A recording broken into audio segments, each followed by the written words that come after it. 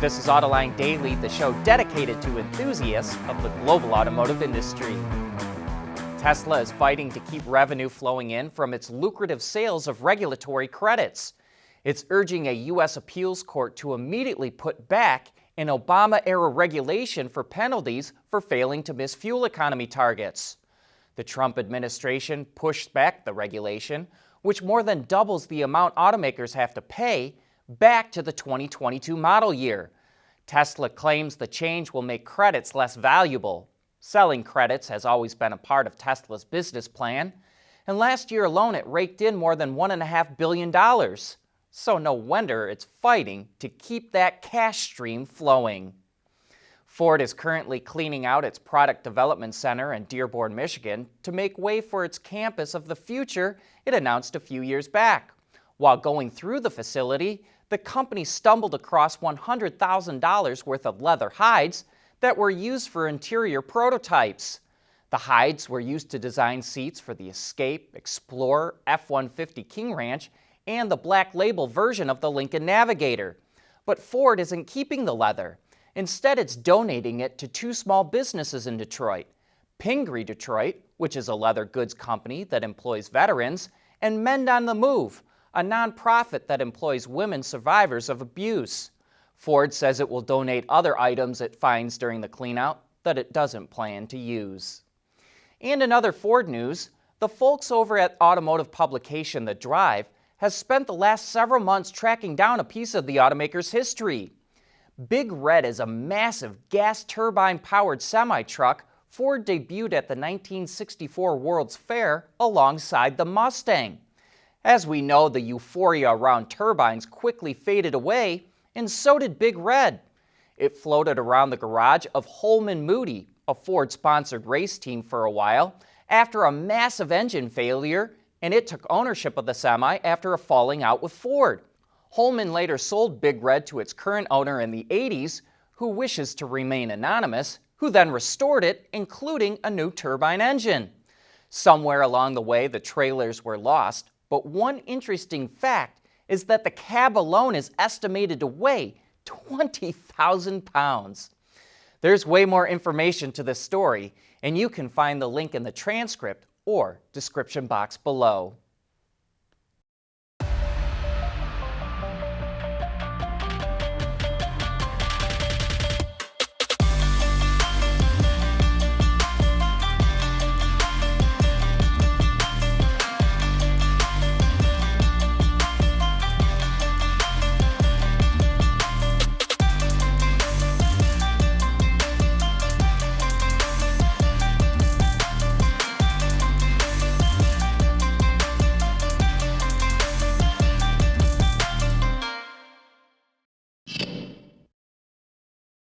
While 3D printers are pretty efficient and minimize excess material created when producing a part, they still do produce waste. That's why Ford and HP partnered up to reuse 3D printed powder and parts and turn them into injection molded components. The parts have the same durability and quality as parts made with conventional materials. The recycled materials are being used to make fuel line clips for Super Duty F-250s. Ford has identified 10 more existing vehicles that can use the fuel line clips and will likely use them in future models.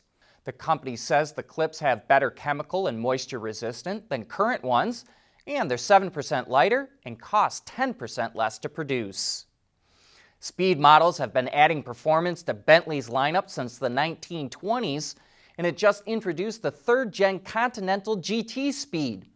It was able to squeeze about 20 more horsepower out of the car's 6-liter 12-cylinder engine, which now sits at 650 horsepower.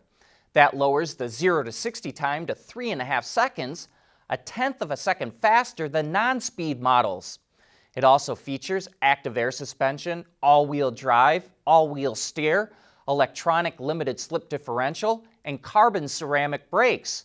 This vehicle also gave designers a chance to add a number of unique touches inside and out, which we think is highlighted by the exclusive 22-inch wheels, an interesting use of material patterns and textures on the seats. Bentley has already opened orders for the new Continental GT Speed.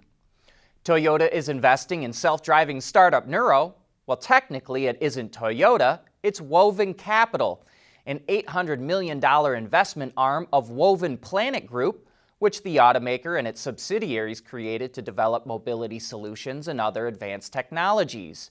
Nuro, which has partnerships with Domino's, Kroger, CVS, and Walmart, is developing small autonomous delivery pods. Financial details weren't disclosed, but it is interesting to see Toyota invest in a startup since it's already developing its own autonomous technology. So perhaps it thinks this is the better way to go. We want to know what drives your testing. OTA, connected car, diagnostics, remote testing. Intrepid Control Systems is here to help you work from anywhere. Intrepid Control Systems, driven by your data.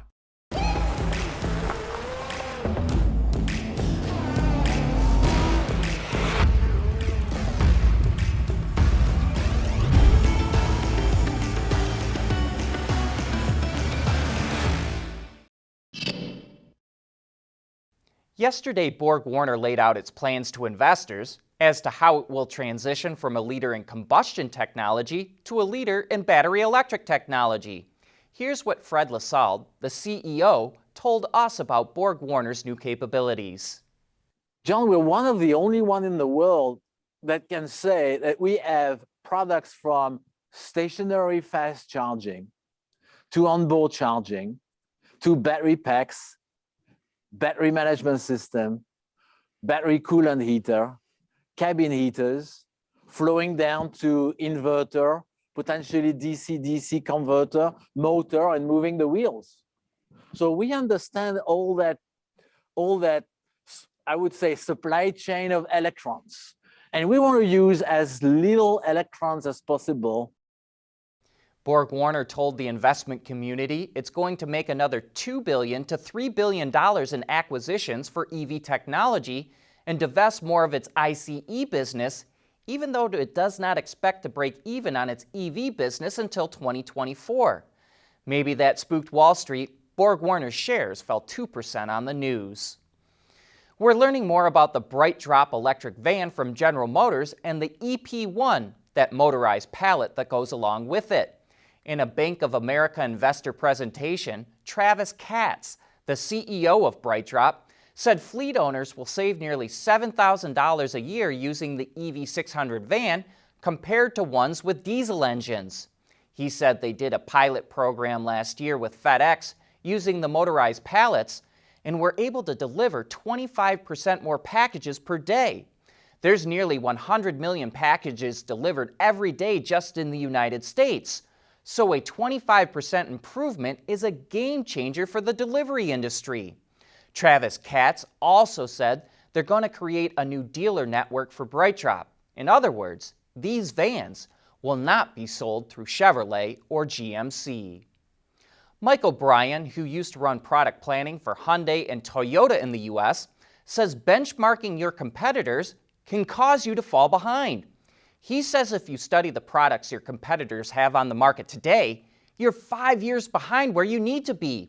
When he was on Autoline After Hours, he shared this insight with us. Take a look. One thing you could do in benchmarking, though, is you look at several generations of a nameplate, and you can see how they moved. And therefore, you could forecast where they're going to move in the next generation. So you benchmark their current vehicle and say, well, for the last 4 generations, they've increased it 2% in size, or 1% in fuel economy, or 3% in noise reduction. And so then you can kind of benchmark where they're going to go based on their prior performance. Mike O'Brien reminds us of hockey great Wayne Gretzky's advice: skate to where the puck is going, not to where it's been. Speaking of Autoline After Hours, Heinz Schaefer, the Senior Vice President for Product Marketing and Strategy at Volkswagen of America, is coming on the show to talk all about the ID.4 electric crossover.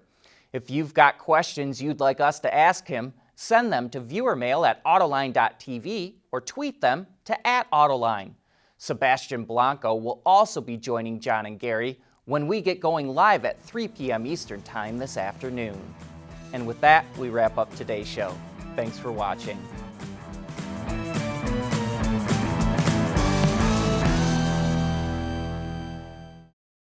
Autoline Daily is brought to you by Bridgestone, solutions for your journey. Intrepid Control Systems, over-the-air engineering, boost your game.